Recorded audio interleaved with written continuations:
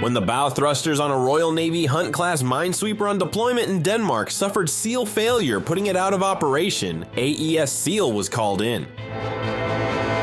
With the existing seal arrangement, repairs required specialist divers to fit blanks below the waterline and then stand by for up to a week while the vessel was put back in operation.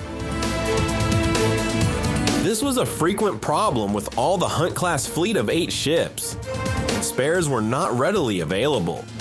On being called into action, AESSEAL designed and supplied its advanced 100mm RDS and ISOS Inflatable Shut-off Seals within days, and provided a service engineer to fit them in Denmark.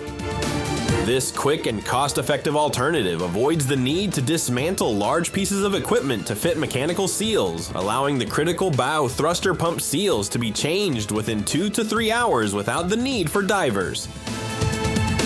Following trials, the entire fleet of Hunt-class minesweepers was converted.